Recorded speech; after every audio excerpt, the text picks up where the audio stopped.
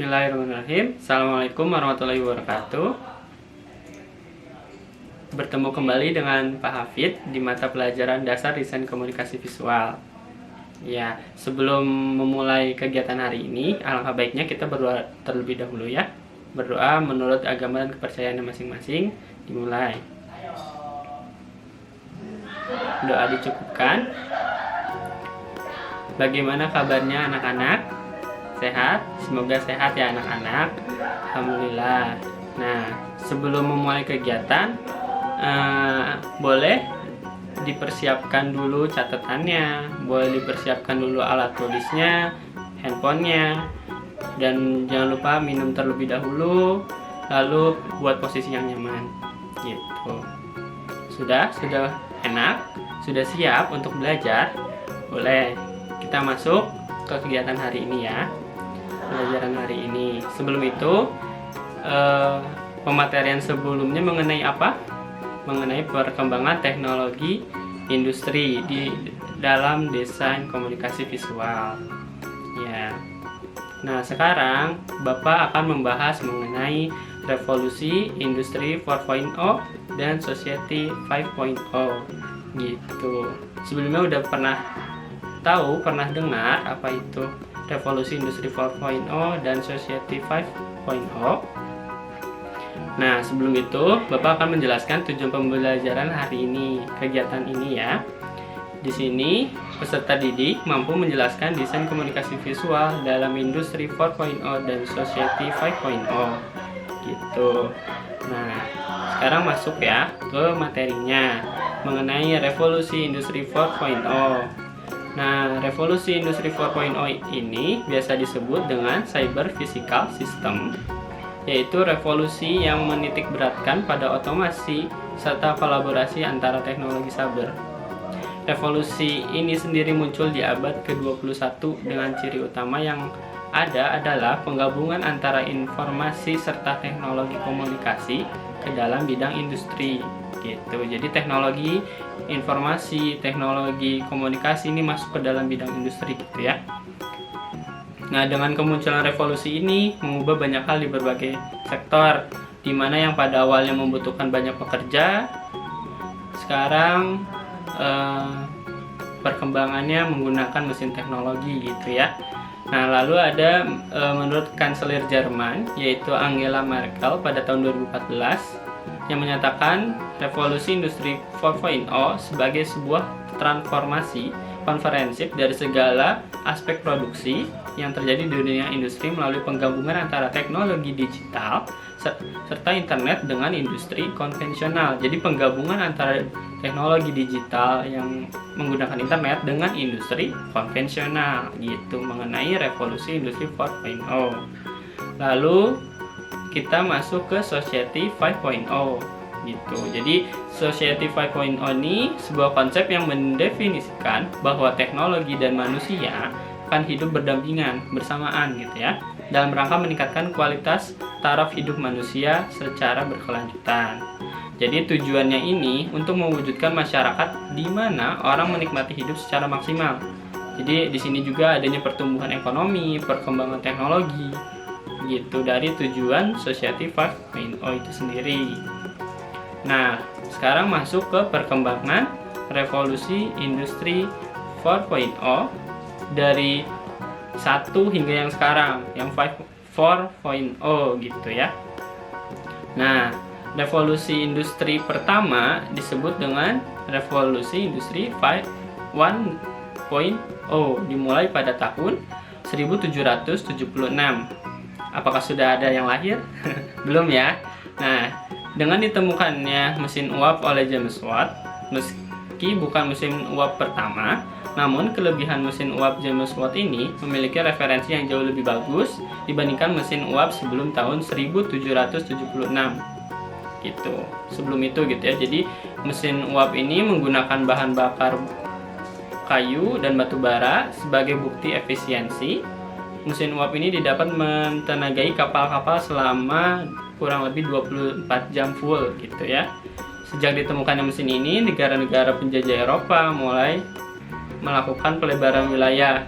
lalu penjajahan di kerajaan, kesultanan di wilayah Afrika dan Asia. Lalu selain penjajahan pula, dampak lainnya akibat penggunaan mesin uap ini menghasilkan bermacam produk industri. Tentu saja selain menghasilkan bermacam produk industri, ada dampaknya juga, yaitu pencemaran lingkungan. Nah, lalu masuk ke revolusi industri 2.0. Ini pada tahun 1870 dilakukan proses produksi barang secara massal dengan menggunakan assembly line dan juga penggunaan energi listrik. Jadi di revolusi industri 2.0 ini baru adanya energi listrik gitu. Jadi ada penemuan seperti mobil, pesawat terbang, telepon. Jadi pada revolusi ini berdampak besar gitu pada industrinya gitu. Lalu masuk ke revolusi industri 3.0, itu pada tahun 1989, di mana komputer mulai hadir, internet mulai hadir, lalu berkembangnya otomasi industri dan data secara masif. Lalu ada manufaktur, kemunculan teknologi digital, dan tadi internet gitu ya.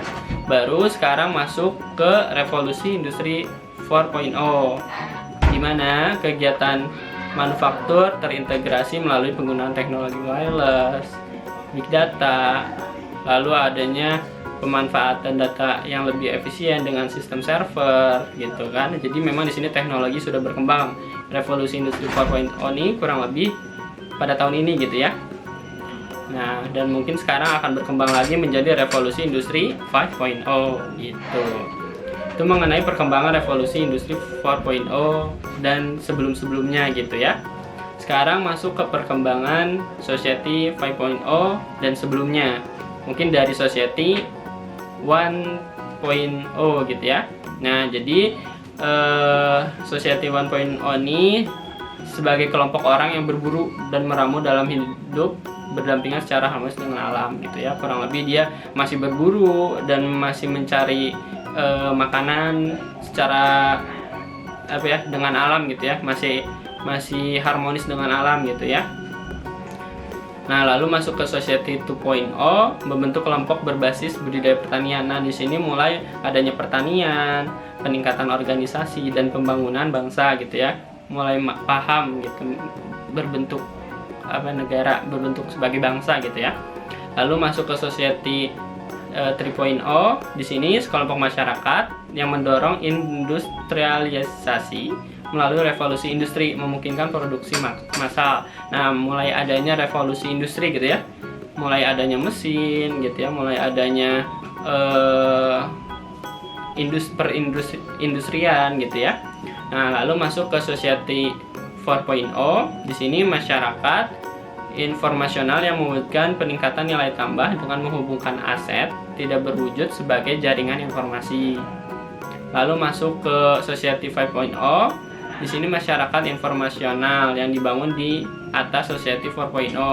Nah, jadi kurang lebih 5.0 ini sudah adanya informasi yang mudah, yang cukup bisa dijangkau gitu ya, dengan adanya teknologi gitu ya. Tujuannya untuk mewujudkan kesetaraan kesejahteraan masyarakat di dunia. Nah, itu mengenai perkembangan society 5.0 dan sebelumnya gitu ya. Nah, sekarang kita masuk ke jenis teknologi dalam revolusi industri 4.0. Ya, jadi ada apa saja? Pertama ada Internet of Things atau IoT gitu ya. Nah, di sini IoT itu sendiri sebuah sistem yang menggunakan berbagai perangkat komputasi, mekanis, serta mesin digital yang menjadi satu kesatuan yang terhubung. Sistem Internet of Things di dalamnya terdapat 4 komponen yang terdiri perangkat sensor, konektivitas, pemrosesan data, serta antarmuka pengguna. Gitu. Jadi salah satu contoh dari produk teknologi IoT ini sendiri adalah Jarvis yang mungkin bisa mematikan lampu ketika sudah pagi, malam baru nyala gitu ya. Dan sekarang udah banyak efisiensi dari IoT ini, terutama untuk kayak smart city ataupun aplikasi-aplikasi yang membantu keseharian kita gitu ya. Nah, dan berbagai sektor lainnya gitu ya. Itu mengenai Internet of Things atau IoT. Nah, kita masuk ke yang kedua, yaitu Big Data. Big Data ini merupakan istilah yang digunakan untuk menggambarkan volume data dalam jumlah besar, baik data yang terstruktur maupun tidak struktur. Jadi di sini Big Data ini membantu gitu ya. Salah satunya ya sudah digunakan pada banyak bisnis dan dapat membantu sebuah perusahaan menentukan arah bisnisnya. Jadi memang di sini Big Data sebagai penyimpanan data gitu ya, yang besar gitu ya. Nah gitu, jadi bentuk layanan juga gitu dalam penggunaan teknologi Big Data. Di Indonesia sendiri ada namanya Sonar Platform, PubQuest Platform, Warung Data, Databot. Nah itu kurang lebih perusahaan penyedia yang menggunakan teknologi Big Data gitu ya. Selanjutnya masuk ke jenis teknologi yang ketiga, yaitu augmented reality gitu. Ada yang pernah coba AR ini? Nah, AR ini merupakan sebuah teknologi di mana menggabungkan antara benda dunia maya 2 dimensi dengan benda 3 dimensi yang ada ke dalam sebuah lingkungan nyata gitu ya. Jadi yang ada di dunia maya masuk ke dunia nyata, itu mengenai augmented reality.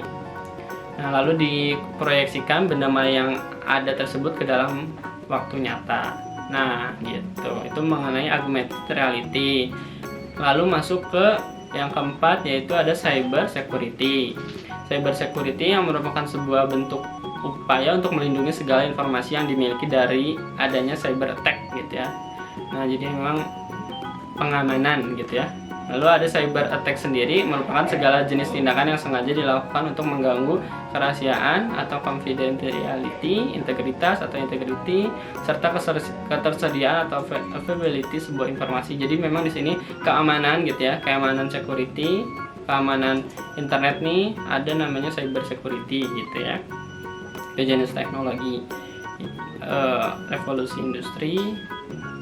Lalu masuk ke yang kelima, ada AI atau Artificial Intelligence gitu ya. AI sendiri merupakan teknologi komputer maupun sebuah mesin yang memiliki kecerdasan layaknya seorang manusia gitu ya. Bentuknya banyak sekali AI sekarang. Udah menyerupai manusia, yang mungkin robot yang sudah ada di kafe gitu ya, yang bisa membantu mengantarkan pesanan gitu ya. Jadi fungsi dari AI ini adalah kemampuannya digunakan untuk mempelajari data yang diterima secara berkesinambungan.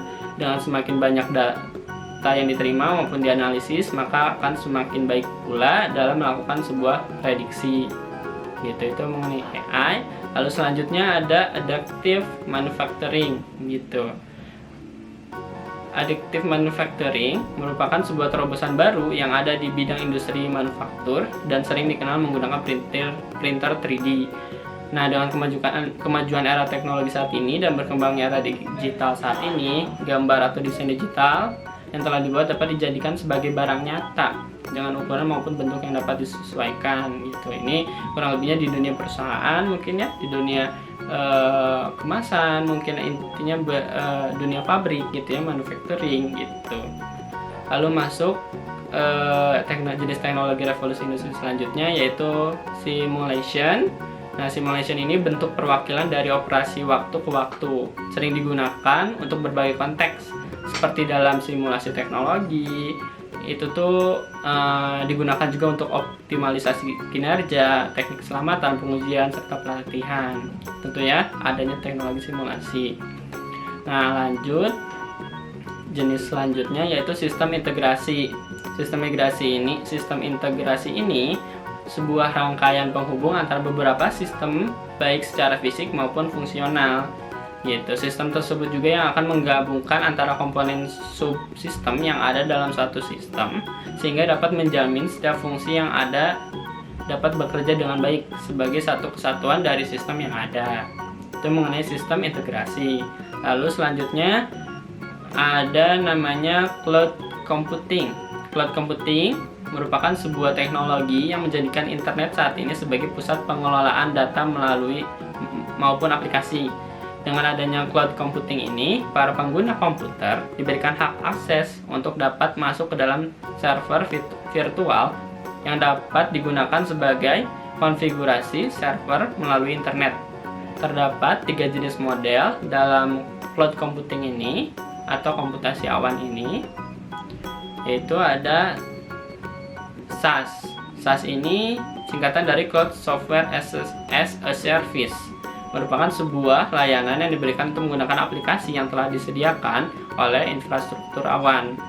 Lalu ada PaaS, yaitu Cloud Platform as a Service, yang merupakan sebuah layanan yang diberikan untuk menggunakan platform yang telah diberikan, sehingga pengembang yang menggunakannya hanya perlu fokus pada pengembangan sebuah aplikasi. Lalu ada IaaS, yang merupakan Infrastructure as a Service, yang merupakan sebuah layanan yang diberikan untuk menggunakan infrastruktur yang telah disediakan, di mana seseorang dapat memproses, menyimpan, berjaringan, serta memakai sumber daya yang diperlukan. Jadi cloud computing ini tentu ya di dunia komputer, bagi pengguna komputer ini pasti bisa menggunakan cloud computing gitu ya. Salah satunya yang pemilik Google mengadakan Drive gitu ya, Google Drive. Nah, itu salah satunya sebagai cloud computing gitu ya. Dia membantu menyimpan data-data kita di cloud gitu, di awan gitu. Nah, itu untuk jenis-jenis teknologi yang ada di revolusi industri 4.0 gitu.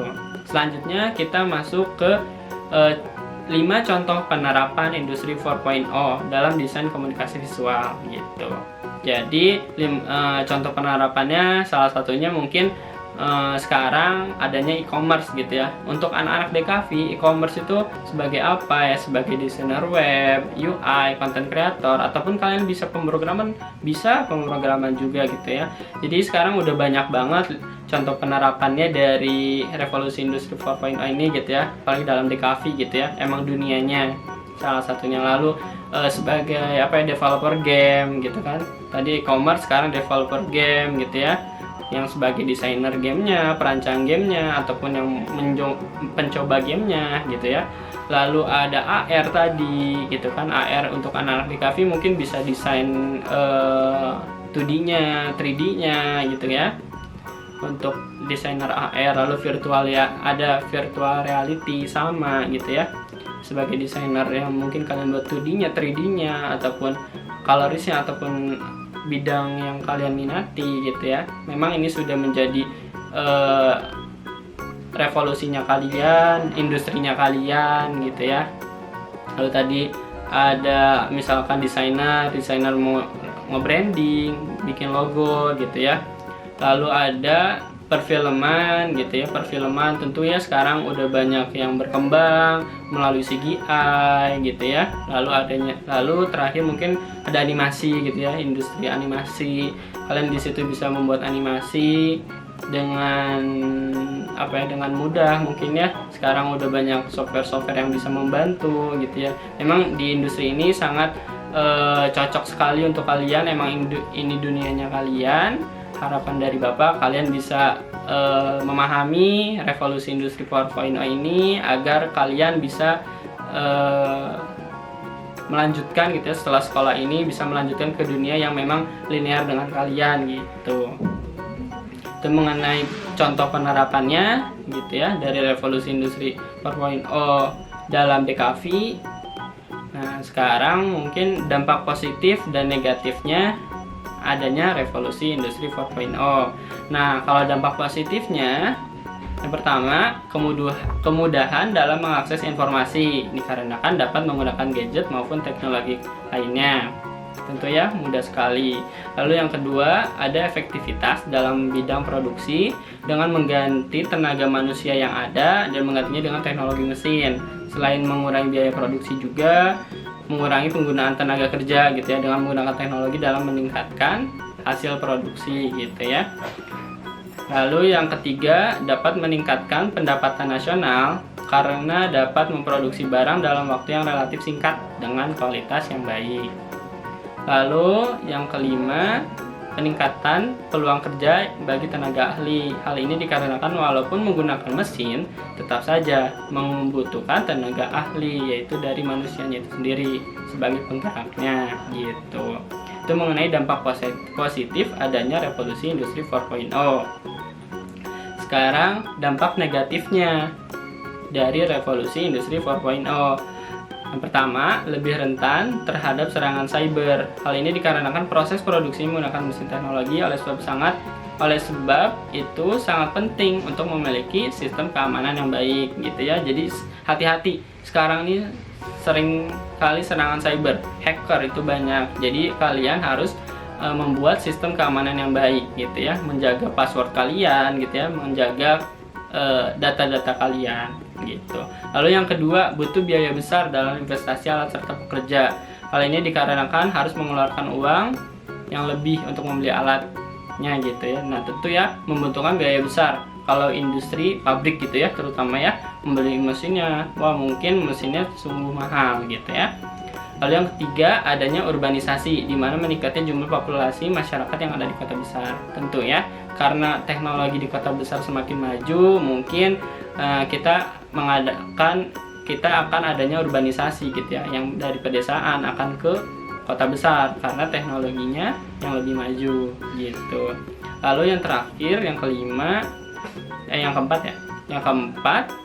adanya tentu ada dampak terhadap lingkungan gitu ya. Jadi karena penggunaan mesin, penggunaan teknologi internet mungkin ya adanya. Nah, itu tuh adanya radiasi, polusi udara tentu ya, terus limbah juga semakin besar dan banyak macam lagi yang dapat merusak lingkungan gitu. Jadi kalian ketika di fase revolusi industri 4.0 ini harus mengingat juga dampak negatifnya gitu ya. Harus menjaga, jangan sampai kalian merusak alam. Ya, kalian harus menjaga alam ini gitu. Nah, mungkin pematerian kali ini cukup sekian. Nah, setelah ini kalian bisa mengerjakan latihan yang nanti akan Bapak berikan. Dan jangan lupa kalian untuk mencatat, menghafal, melihat lagi materi yang Bapak telah sampaikan. Harapannya ini kalian akan bermanfaat bagi kalian. Kalian bisa menembus revolusi industri 4.0 gitu ya dengan baik. Kalian telaten belajarnya gitu. Nah, dalam pematerian ini Bapak cukupkan. Terima kasih atas perhatiannya. Semoga kalian bisa memahami materi yang Bapak sampaikan. Mohon maafnya bila Bapak banyak kekurangan. Terima kasih. Assalamualaikum warahmatullahi wabarakatuh.